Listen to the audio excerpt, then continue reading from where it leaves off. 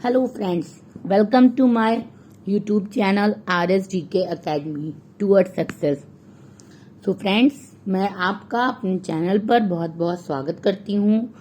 जैसा कि हम NCERT EVS की सीरीज कर रहे हैं, तो हम NCERT क्लास 3 के इम्पोर्टेंट पॉइंट्स कर चुके हैं और NCERT क्लास 4 के भी हमने 1 से लेके 5 तक के चैप्टर को कंप्लीट कर लिया है।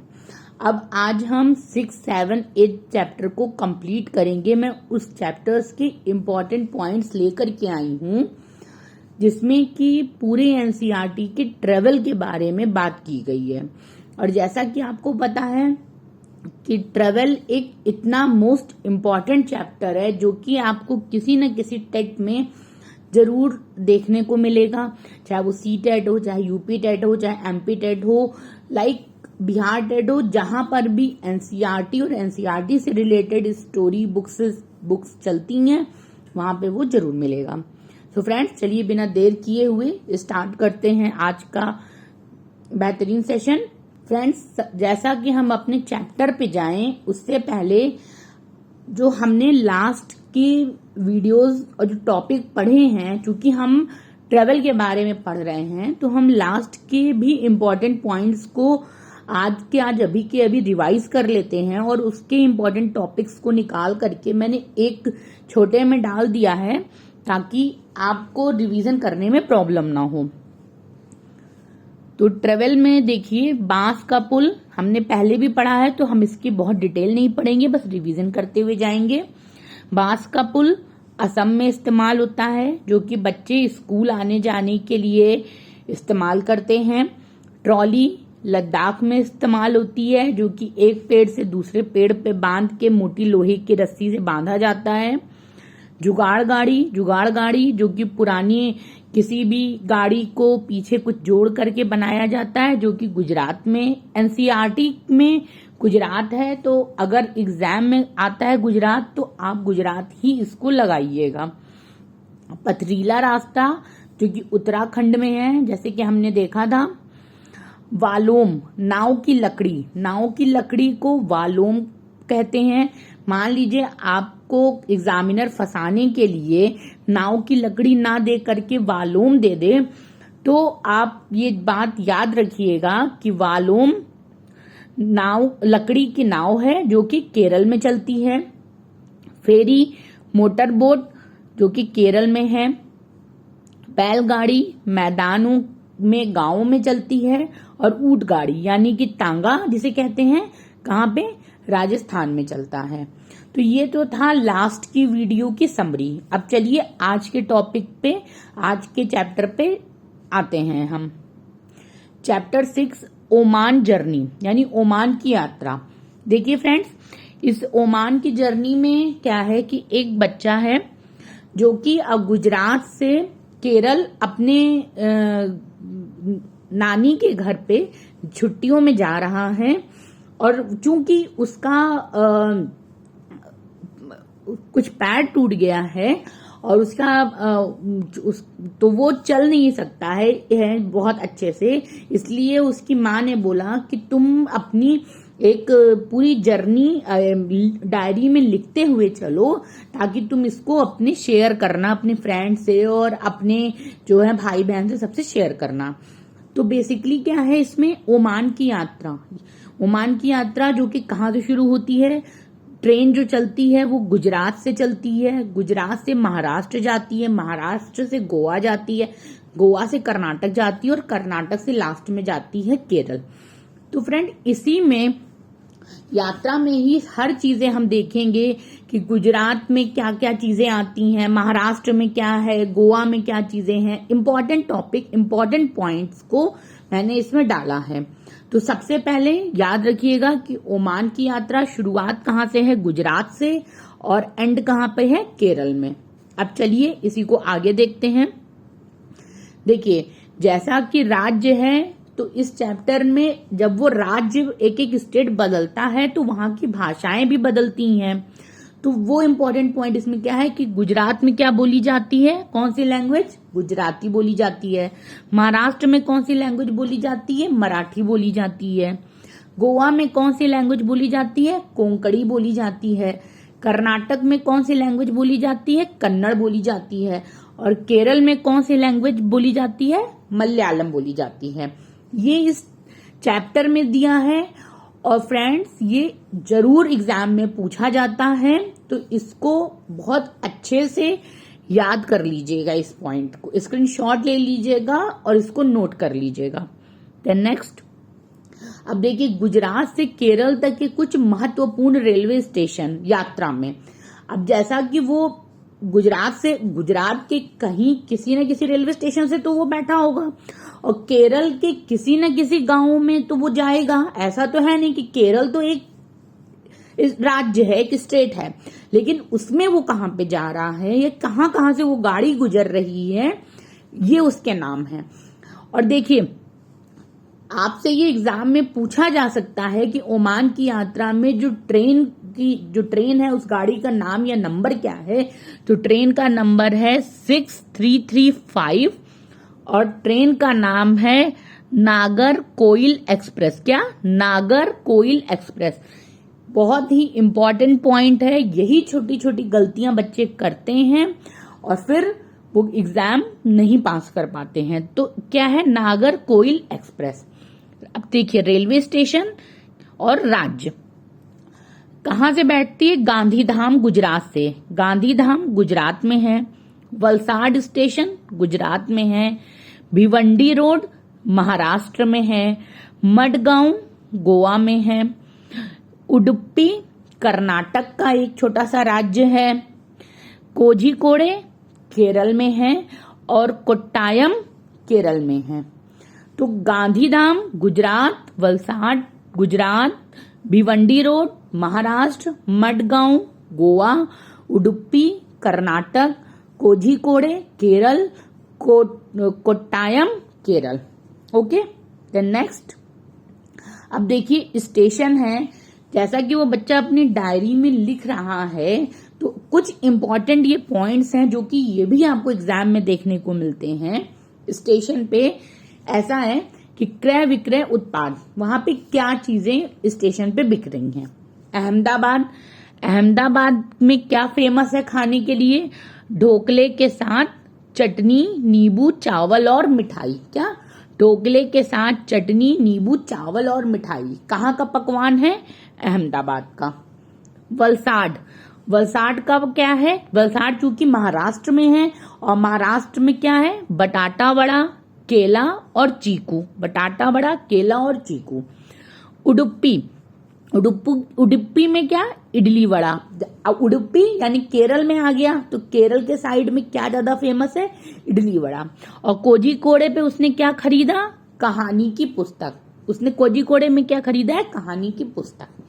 अब देखिए आपसे क्वेश्चन ऐसा पूछा जा सकता है कि बताइए अहमदाबाद में कौन सी चीजें बिक रही थी ट्रेन से, उसने क्या देखा। अब उसमें ढोकला के साथ चटनी नींबू चावल मिठाई, कि दाल चावल, कि बटाटा वड़ा या इडली सांभर, ऐसा करके आपको दिया जा सकता है। तो उसका आंसर क्या होगा, ढोकला के साथ चटनी नींबू चावल और मिठाई। तो फ्रेंड्स इस चीज को बहुत अच्छे से नोट कर लीजिएगा, यही सब टॉपिक एग्जाम्स में पूछे जाते हैं।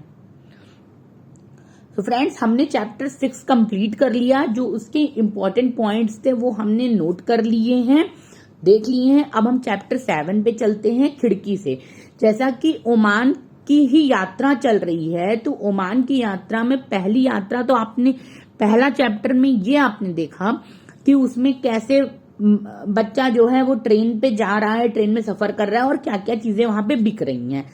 अब जब वो ट्रेन से जब उसने सफर शुरू किया तो अब वो पहुंच गया है मडगांव गोवा राज्य में, जो है कहां पर पहुंच गया है, मडगांव पहुंच गया है। अब मडगांव में जो ट्रेन रुकी है वहां से उसने खिड़की के बाहर से चारों तरफ के नजारे देखे कि अहमदाबाद में शहर है और मडगांव गोवा का एक छोटा सा राज्य है, जो जहां पे चारों तरफ हरियाली है, मैदान है, लाल मिट्टी में उगे छोटे पौधे हैं और पहाड़ियां हैं, छोटी छोटी बहुत ही सुंदर पहाड़ियां हैं। अब ट्रेन जो है गुजर रही है, जो वो कभी नदी के ऊपर से तो कभी सुरंग के अंदर से जा रही है ट्रेन अब उडुपी स्टेशन पहुंच गई है, यानी कि मडगांव से उडुपी स्टेशन पहुंच गई है। वहां पे हरे हरे खेत बहुत सारे हैं, नारियल के पेड़ हैं और चावल की खेती होती है। कहाँ पर? उडुपी पे। अच्छा, अब देखिए वहां के लोगों का पहनावा भी अहमदाबाद के लोगों से अलग है। ज्यादातर लोग सफेद या क्रीम रंग की सूती धोती की साड़ी पहने हैं। अब देखिए कारण क्या है, जैसा कि ये केरल की तरफ जा रहे हैं तो वहां पे गर्मी ज्यादा पड़ती है। वहां का वेदर ऐसा है कि वहां के लोगों को सफेद रंग पहनते हैं और क्रीम और सूती कॉटन का यूज करते हैं, जिससे कि उन्हें गर्मी कम लगे। देन नेक्स्ट देखिए कोंकण रेलवे, वो ट्रेन चलती कहाँ से है? वो अहमदाबाद से चल रही है। अब वो एंट्री कहाँ कर रही है? कोंकण रेलवे में। और वो जा कहाँ तक रही है? तो देखिए रोहा महाराष्ट्र से बेंगलुरु तक है कोंकण रेलवे। कहाँ? रोहा महाराष्ट्र से ये यहाँ पे बेंगलुरु तक है। ये जो है ये बेंगलुरु है, सॉरी ये बेंगलुरु नहीं है,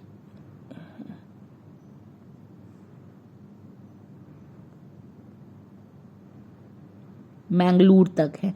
ओके, कोंकण रेलवे रोहा महाराष्ट्र से मैंगलोर तक है, जिसकी टोटल लेंथ है 760 किलोमीटर।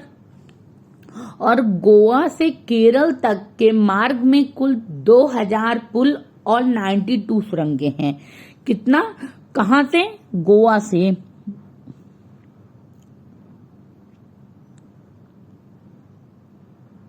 देखिए ये रहा गोवा से केरल तक, ये रहा केरल तक टोटल 2000 पुल। कितना? 2000 पुल और 92 सुरंग है। वो जो सुरंग पहाड़ों को काट करके बनी है, और पुल यानी कि जहां से नदियां जो हैं गुजरी हैं। ये कोंकण रेलवे है, जो कि बहुत ही खूबसूरत, पूरा इसका व्यू बहुत ही खूबसूरत है कि एक तरफ पूरा समुद्र और नदियां हैं और एक तरफ पहाड़ है, वेस्टर्न घाट है एक तरफ। देन आपसे ये क्वेश्चन पूछा जाएगा कि कोंकण रेलवे कहाँ से शुरू होके कहाँ तक है? तो वो रोहा महाराष्ट्र से बेंगलुरु तक है। इसकी टोटल किलोमीटर 760 किलोमीटर है। और गोवा से केरल तक के मार्ग में कुल कितने पुल हैं? 2000 पुल हैं और 92 सुरंगे हैं। देन नेक्स्ट, अब देखिए इसी चैप्टर में क्या है कि मलयालम में रिश्तों के नाम, जो कि आपसे 100% पूछे ही जाएंगे, तो आप इसको नोट कर लीजिए, याद कर लीजिए, रट लीजिए। क्या? वेलियम्मा किसे कहते हैं? मौसी को, यानी कि मौसी को वेलियम्मा कहते हैं। मौसी यानी कि माँ की बड़ी बहन को क्या कहते हैं? वेलियम्मा कहते हैं। अम्मुम्मा किसको कहते हैं? अम्मुम्मा नानी को कहते हैं, यानी कि माँ की माँ को। किसमें? मलयालम में अम्मुअम्मा। चितप्पन किसको कहते हैं? चाचा को। चाचा यानी कि पिता के छोटे भाई को क्या कहते हैं? चितप्पन।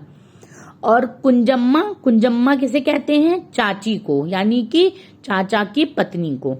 तो देखिए वेलियम्मा मौसी यानी माँ की बड़ी बहन, अम्मुम्मा नानी यानी माँ की माँ, चितप्पन चाचा यानी पिता के छोटा भाई, कुजम्मा यानी चाची, चाचा की पत्नी।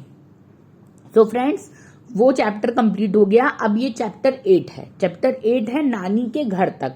जैसा कि हम यात्रा पढ़ रहे हैं ओमना का सफर, तो उसने पहले ट्रेन से स्टार्ट किया, बैठा, उसने रास्ते में कई चीजें देखी। अब वो नानी के घर तक पहुंच गई है। अब जब ओमना ने जो है क्या कहते हैं ट्रेन से उतरने के बाद वो कई वाहनों पे बैठी। अब वो कौन कौन से वाहनों पे बैठी है? देखिए ऑटो रिक्शा में बैठी, फिर बस में बैठी, और फिर अपनी नानी के गांव पहुंचने के लिए उसको नदी पार करके जाना था। और नदी पार करने के लिए उसे एक लकड़ी की बोट से जाना था, जिसे क्या कहते हैं, फेरी, जिसे क्या कहते हैं, फेरी। ये है फेरी, ये फा है, ये पेरी नहीं है, फा है, फेरी है।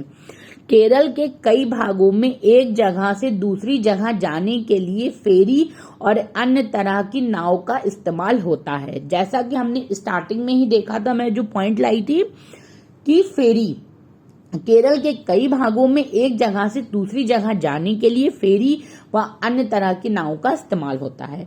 जैसा आपसे पूछा जा सकता है कि ओमना ने ट्रेन से लेकर के अपने नानी के घर तक जाने के लिए किस किस चीजों का इस्तेमाल किया, तो ट्रेन का, ऑटो रिक्शा का, बस का, और नदी पार करने के लिए फेरी बोट का। किसका? फेरी बोट का। देन नेक्स्ट, अब देखिए रेलवे टिकट की जानकारी। जैसा आपको पता है कि इससे रिलेटेड पॉइंट वाइज क्वेश्चन जरूर से पूछे जाते हैं। और फ्रेंड्स, ये वो टिकट है जो कि आप रेलवे स्टेशन पे जा करके टिकट काउंटर से करवाते हैं, ना कि वो टिकट के बारे में पूछा जाता है जो कि हम घर से निकालते हैं, ऑनलाइन निकालते हैं। इसलिए ये बहुत कंफ्यूजिंग है और इससे रिलेटेड क्वेश्चन आता ही आता है हमेशा, और उसी में बच्चे कंफ्यूज होते ही होते हैं। तो फ्रेंड्स देखिए क्या है रेलवे टिकट की जानकारी। एक जो टिकट ऑनलाइन ना निकलवा के वहां से करवाया जाता है टिकट काउंटर से, रेलवे स्टेशन से, उसमें क्या क्या चीजें मेंशन होती हैं। गाड़ी संख्या मेंशन होती है, जैसे कि ये है गाड़ी संख्या, ट्रेन नंबर ये रहा। सफर शुरू होने की तारीख, देखिए तारीख कब से, डेट कब से शुरू हो रही है, ये देखिए डेट भी है। बर्थ नंबर व डिब्बे, अच्छा बर्थ नंबर ये देखिए कहाँ गया, ये रहा आपका सीट नंबर, यानी बर्थ नंबर, और डिब्बे देखिए जैसे लोअर बर्थ, स्लीपर में है, एसएल में है, अपर बर्थ है, ऐसे ही, ठीक। और नंबर, अब नंबर है देखिए 21, 23, 22, इस तरीके से नंबर है। किराया कि कितना किराया लगा है, ये देखिए जैसे ये लगा है 2578 रुपीज किराया। सीट संख्या, सीट संख्या क्या है, कौन सी सीट संख्या है, इसमें सीट संख्या भी है। और किलोमीटर, कितने किलोमीटर जाएगी, ये देखिए ये रहा किलोमीटर, किलोमीटर। और बोर्डिंग स्टेशन से अंत तक कि आप कहां से कहां तक का जो है कर रहे हैं, स्टेशन से लेके अंत तक की कहां से कहां तक की आप जर्नी कर रहे हैं, जैसे ये है, ठीक। जैसे ये है पंजाब से न्यू दिल्ली की, इस तरीके से ये चीज आपकी ये टिकट में दी गई है। तो इस टिकट में आपसे पूछा जा सकता है ये सारी चीजें देख के, और उसमें एक पॉइंट दे दिया कि बर्थ नंबर और नाम। अब आपने सोचा कि भाई नाम तो ऑनलाइन टिकट में रहता है, लेकिन ऑफलाइन टिकट में नाम नहीं होता। देखिए यहाँ पे कहीं पे भी नाम नहीं मेंशन है, कहीं पर भी नाम नहीं लिखा है, ठीक है। तो कहीं पर नाम नहीं लिखा है अर्थात कि इसमें क्या नहीं होता है, नाम नहीं होता है। ओके, देन चलिए नेक्स्ट। अब देखिए ओमना ने जिस ट्रेन में सफर किया उसके टाइम टेबल के कुछ अंश। इससे क्या है, जब आपसे टाइम का क्वेश्चन पूछा जाएगा, मैं आगे कराऊंगी जब जो है हम क्वेश्चन सॉल्व करना शुरू करेंगे, जब हम अपना टॉपिक कंप्लीट कर लेंगे सारे, फिर उसमें जो है ये पूछा जाएगा, तो उसको देखते हैं। देखिए जैसे कि ये एक चार्ट है, इस चार्ट को देखिए। ट्रेन स्टार्ट होती है कहाँ से, गांधीधाम से, गांधीधाम से स्टार्ट होती है, क्या बजे छूटती है, 5:15 पे, और तब पहला दिन रहता है। फिर वो अहमदाबाद पहुंचती है, अहमदाबाद कब पहुंचती है, 11:30 पे पहुंचती है, और कब छूटती है, 11:50 पे छूटती है। और गांधीधाम से अहमदाबाद की डिस्टेंस क्या है, 301 किलोमीटर पहले दिन। फिर वो जाती है वडोदरा, फिर वह जाती है सूरत, फिर वो जाती है वलसाड, फिर वो जाती है भिवंडी रोड, फिर मडगांव, फिर उडुपी, फिर कोझिकोडे, फिर टीचर, ऐसे ही करके वो ट्रेन पूरी की पूरी चलती है। और टोटल कितने दिन का सफर है, 3 दिन का। कितने दिन का, 3 दिन का सफर है। और ट्रेन का स्टार्टिंग टाइम है 5:15 और एंड टाइम है जब ट्रेन पहुंचती है क्या बजे, 4:45 पे, 4:45 पे। और कितने दिन पे, तीसरे दिन पे, कितने दिन पे, तीसरे दिन पे। तो फ्रेंड्स इसको बहुत ध्यान से आप देख लीजिएगा, क्योंकि ये आपसे पूछा जा सकता है कि टोटल कितने स्टेशन पे वो ट्रेन रुकी, कहाँ से गुजरी। तो टोटल 14 स्टेशन पे रुकी है। कितने दिन का जो है ये रहा है, तो ये 3 दिन का सफर था। इसने डिस्टेंस कितना कवर किया, इसने टोटल 2649 डिस्टेंस कवर किया। इसकी टाइमिंग क्या थी, 5:15 से 4:45 थी। और इसका आप बाकी इसकी और चीजें आप डिटेल अच्छे से देख लीजिएगा friends. And friends I hope आपको आज का चैप्टर कुछ अच्छा इंफॉर्मेटिव लगा होगा, आपको कुछ अच्छा जानने को मिला होगा। इंपॉर्टेंट पॉइंट्स मैं ले करके आई हूँ, जिससे आपको ज्यादा जो है पढ़ना ना पड़े या बहुत ज्यादा ना करना पड़े, और इम्पोर्टेंट टॉपिक आपको, इम्पोर्टेंट पॉइंट्स आपको मिल जाए। और फ्रेंड्स प्लीज मुझे सपोर्ट करिए, मेरे साथ ऐसे ही बने रहिए। And please like, share and subscribe my video. Thank you.